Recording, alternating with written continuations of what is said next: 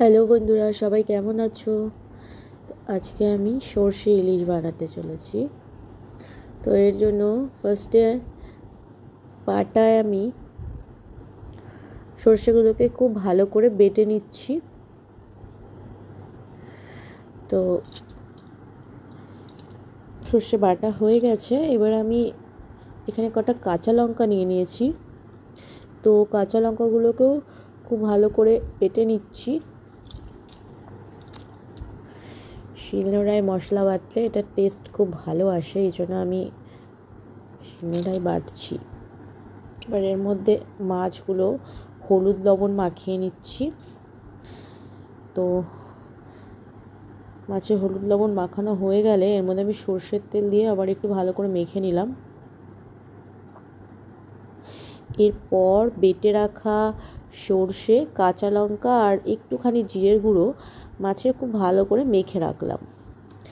এবার কড়াইয়ে একটু সর্ষের তেল দিয়ে মাছগুলোকে এর মধ্যে দিয়ে দিলাম। এবার আর একটু ওপর থেকে সর্ষের তেল দিয়ে দিলাম। এটা একটুখানি হলে এর মধ্যে একটু আমি জল দিয়ে দেবো। তো জল অ্যাড করে দিলাম। এবার এর মধ্যে কয়েকটা কাঁচা লঙ্কা আর 2 কোয়া টমেটো দিয়ে দিলাম।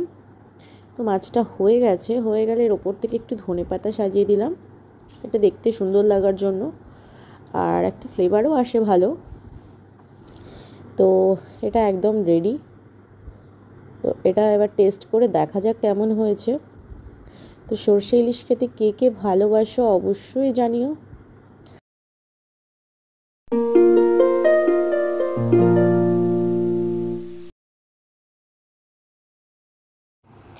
তো চলো এবার এটা টেস্ট করে দেখা যাক কেমন হয়েছে।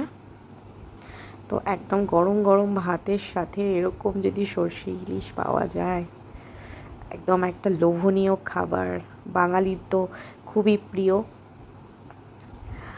তো কালারটা দেখো কত সুন্দর এসেছে, এটা খেতেও খুব টেস্টি হয়েছিল।